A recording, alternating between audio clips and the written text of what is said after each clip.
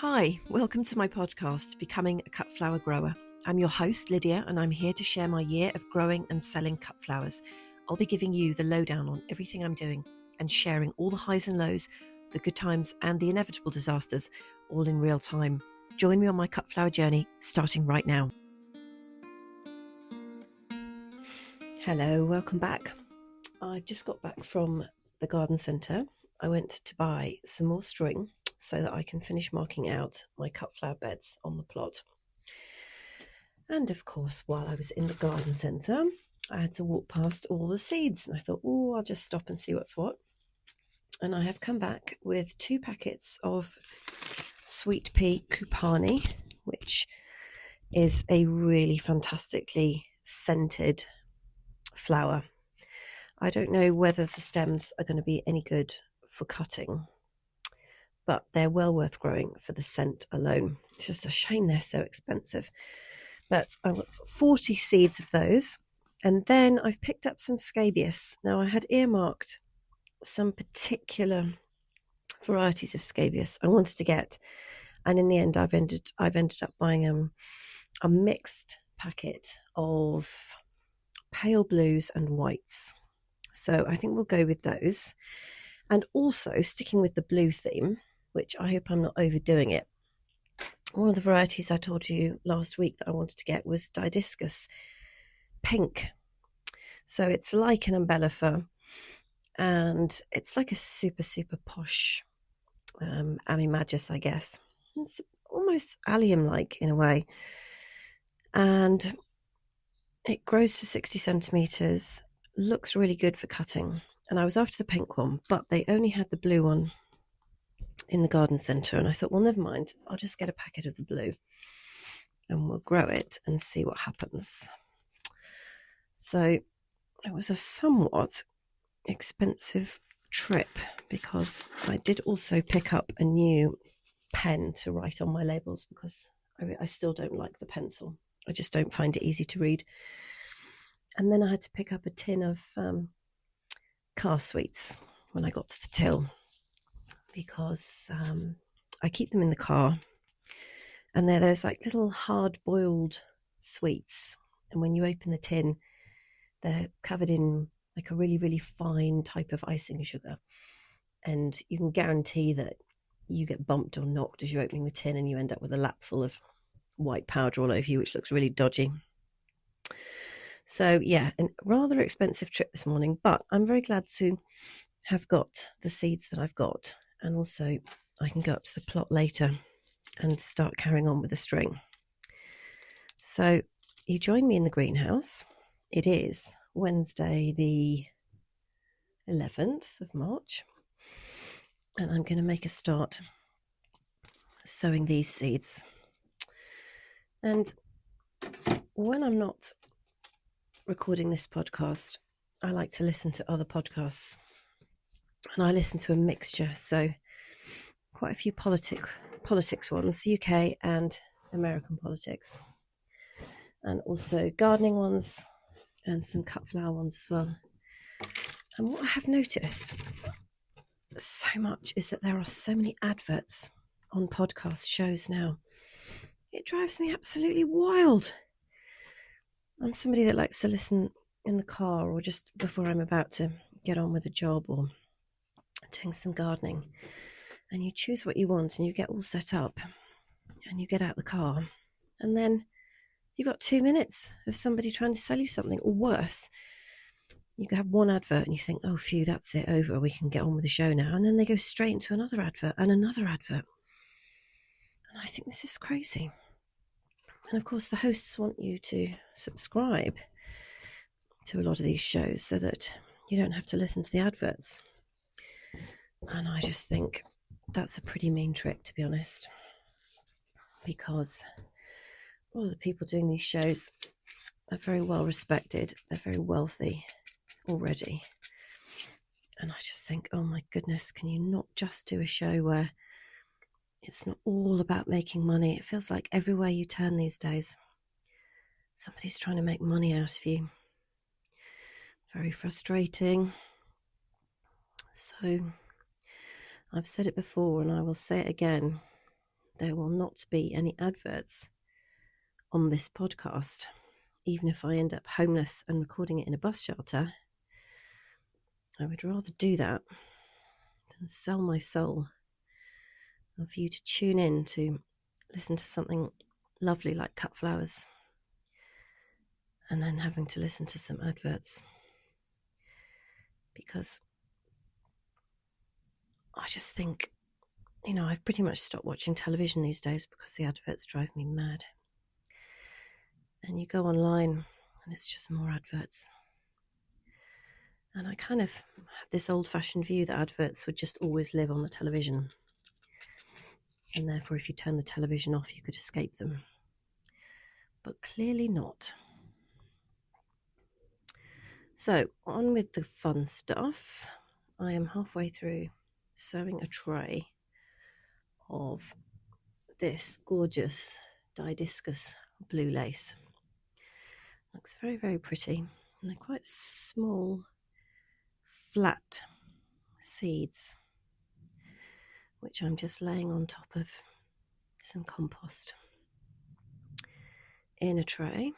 And then I'm guessing these guys are going to get covered with a fine layer of additional compost, but let's have a quick check on the back of the packet and see what they say, so we don't make any mistakes. Cover with 0.5 centimetre of compost. Okay, that's fine. So again, I'm doing these guys in a little tray so that I can bring them indoors to germinate them, and then I will come back out and pot them on. And I'm just going to do one tray of these and then move on to the next. Now, in the past, I would have used the entire packet up and then just been absolutely awash and then completely run out of space. And so, as I mentioned on the podcast yesterday, I'm doing something differently this year, which is to just do much more successional sowing and to get smaller volumes of these plants germinated, up and running, and then in 2 weeks I'll do another sowing, and then I should have like a continuous stream of plants, barring any disasters. Anyway, that is the hope. I mean, the other good reason for doing this, of course, is that it should reduce the risk of anything going wrong. So in the past, where I've done 3 trays of the same plant, I've used up the entire seed packet, and then if the compost was a bit dodgy or something's gone a bit wrong or something's crept into the greenhouse and gone rampaging through the trays, then you can lose the whole lot. So this way, hopefully I'm slightly offsetting the risk, and I'm slightly conscious of the mice in the greenhouse. So I've had this greenhouse for about, 8 years or something. I've never had a problem with anything being in here. And last year when I was sowing, I had repeated problems. And so I put chicken wire all around the base of the greenhouse. But I didn't, actually saying that, I didn't put it all around at the start. I was sort of blocking the holes up. And the mice were clearly like, oh, look, she's left a place here for us. So it was sort of a bit whack-a-mole style. So I definitely don't want to have any problems this year. So I'm just being a bit more cautious, I suppose. Now, on to the next packet. These are Scabious. Scabious Musical Prelude. It says, beautiful pincushion blooms of blue or white add subtle colour to the cottage garden border. Great for cutting and loved by bees and butterflies. So these look very, very pretty on the packet. And again, these will make very good filler flowers. So not the main focal flowers, but very, very nice fillers. And actually, having said that, it's not black and white. When I say that, it's not the gospel. It's just what I think. And quite honestly, these look so pretty. If they come up as nice in real life as they're on the packet, then you could just do a whole table display of these guys, and they could actually be the focal flower. I shouldn't be consigning everything to fillers at this point, it's not fair. So these guys look a little bit like yesterday's cornflower shuttlecocks for the sport of badminton. I'll never forget that now. Only they don't have any tails on them. So it's basically like the cone of the shuttlecock, but no tail out the back. And interestingly, they're quite random sizes as well. So these seeds are from the manufacturer called Johnson's. Normally I get my seeds from Chiltern Seeds, but as I was in the garden centre today, I thought I'll just pick something up and then I can just get started rather than placing an order. Not that it would take long to get the seeds, it's just I literally was passing and I thought I'll pop in and grab some. Actually, no, that's not even true. I was going in just to get string, which I have got. And then these guys are just enticingly placed right inside the door as you come through. So we had to stop. And all the seed potatoes are in the shops as well. So everywhere I go, there's like a reminder, get seed potatoes, do this and do that.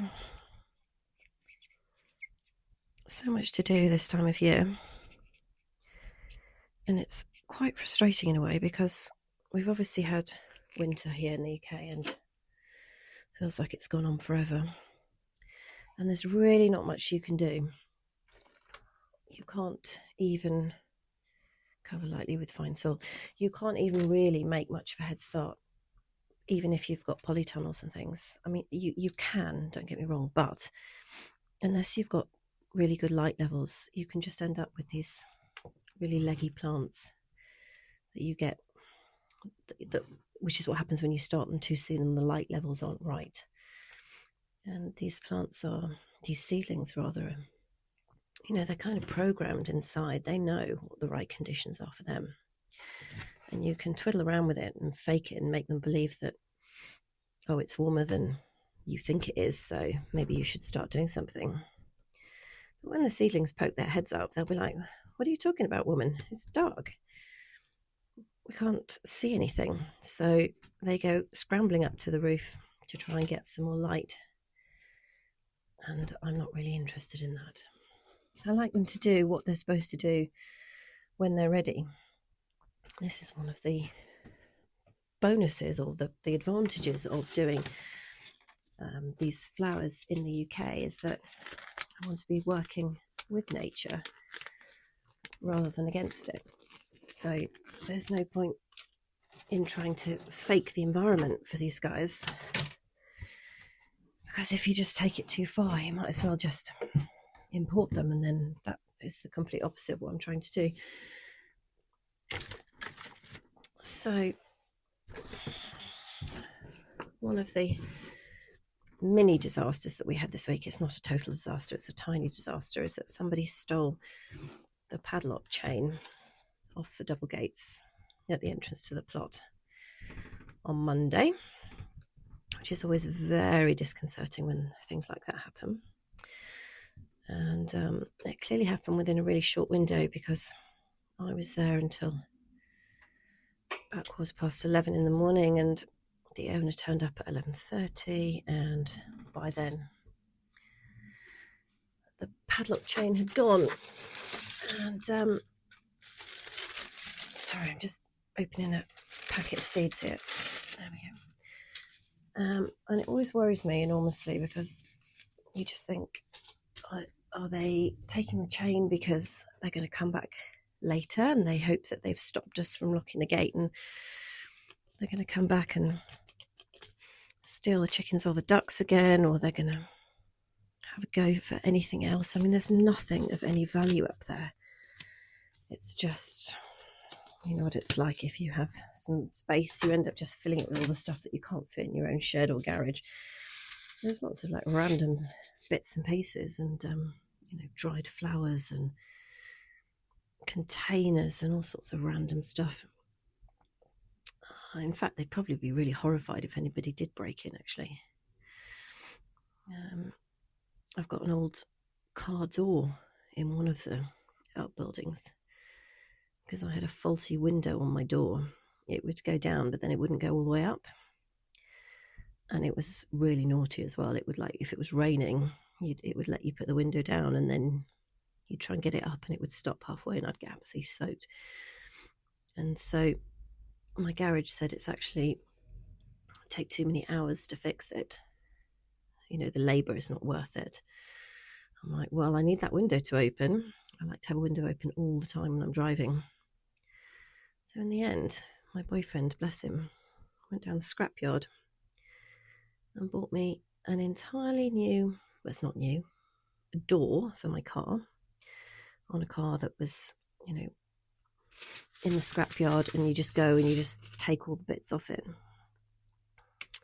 And so we took the old door off and thought, well, maybe we should keep the old door just in case I or somebody else knocks my wing mirror off, for example, or some other disaster befalls us. And so I've got a black car door in there. So, yeah, I don't know what any burglars would think. Anyway, we have sorted out, the short version is that we have put a new padlock chain on with a brand new combination lock. And hopefully it was nothing more than somebody just passing and thinking, oh, there's a valuable chain, I'll have that. And nothing worse than that. So I've got quite a few cameras up there, and they're set on a sort of quite a sensitive setting. And so now every time they go off the last couple of days, I've literally been straight on the phone checking what's going on. And it's literally just Roland casually strolling like the cool dude that he is in front of the camera. But it puts you rather on edge. And I thought I'd mention it to you because one of my very early episodes I was saying you don't need to own your own land. And of course you don't. But if you don't, and if you're not able to be responsible for the security at the plot that you are, you have to, I guess, reconcile the risk that, somebody may break in, just come and have a recce, see if they want to take anything. And you do have to be able to live with that. And I'm kind of used to it now because I've been up there for years, and it's been a couple of years since my birds have stolen. But when something like this happens, it just reminds you of that awful moment when I turned up a couple of years ago, and that was January, freezing cold January. And I turned up and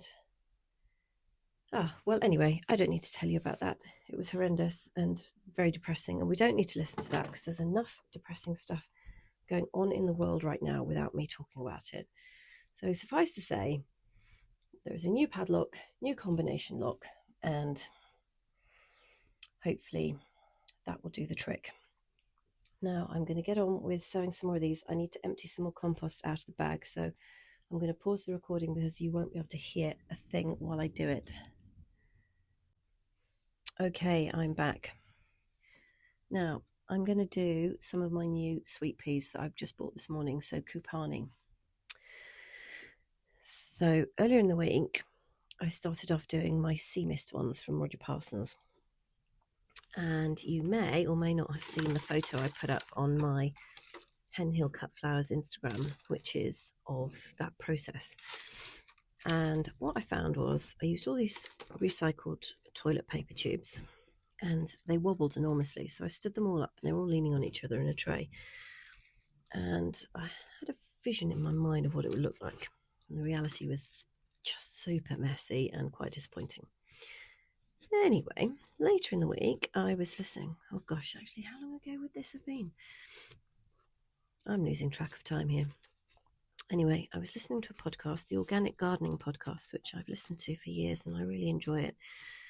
It's a lovely podcast. And they were talking about sowing sweet peas and things that need to have space for their roots to stretch out in. And they were saying about putting the toilet rolls, standing the toilet rolls up in cell trays instead of just having them wobbling around. And of course, I don't know why I didn't think of that. Silly me. So now I've got my last 10 toilet rolls. Who'd have thought you could use up 50 toilet rolls so quickly? My last 10 toilet rolls, and I have wedged 2 toilet rolls inside a cell. These bedding plant ones that I told you that I recycle. And what happens? Of course, the toilet rolls are wedged in, so they're going to stand up perfectly and not fall over. So I'm just wondering whether I should go back and redo everything I did the first time. It's not a very good use of my time, but this arrangement looks so much better. Not just more professional, which is what we're going for, but also significantly more stable than the arrangement I had. So I'll have a think about that and see if it's worth doing. Now, I think I'm going to do these sweet peas for myself, so I'm going to do 2 seeds in each toilet roll, because worst case scenario, I can still use them for the cut flowers, but I've got a feeling that the stems aren't quite going to be long enough, so I think we won't go crazy and put 1 seed per toilet roll, especially not now that we've actually run out of toilet rolls. We'll double up and see how we get on with these guys. I love sweet peas. If you've never grown them, I would really encourage you to have a go. They're so beautiful, and just make sure you get a really strongly scented one, because they're just like little works of nature, like little miracles that come out. They're just so beautiful and frilly and perfect, and the scent is just, it's just gorgeous. And they're very reliable. You just keep cutting them, they'll keep flowering. Whatever you do, don't let them go to seed, because then they just feel like they've finished doing what they need to do. So you do need to keep cutting them, but I mean, that's not a hardship. And when I eat outside in the garden, which didn't happen very much last year because the weather was terrible, my boyfriend jokes that it's something we do every 2 years, and he's not far wrong there. I just come out with a pair of scissors and just cut a bunch and pop them on the table. And they're beautiful. Well, that's that. I'm really proud of those, actually. Yeah, I'm very proud of those. That's my sweet pea Kupani in, and then 1 packet left to go. All right, I'm back. It is now Thursday evening, and it has been so cold today. Oh my goodness me, I have been frozen. I was doing some bits outdoors this morning and got caught in the tail end of the hailstorm, and that was just pretty vicious. So all my tools got wet, so everything had to be dried out. And it's such a shame because all the bulbs and all the primroses and everything have all come out, and it just seems so unfair after such a lovely week weather-wise last week to have the violence of a hailstorm which just sort of smashes everything to pieces. What I did decide to do was redo my sweet pea toilet roll tubes that I'd done with you in the greenhouse on Tuesday because they just looked super messy, and I thought, now I know that you can stand them up in cell trays, it's going to be on the back of my mind, so I'm just going to do it.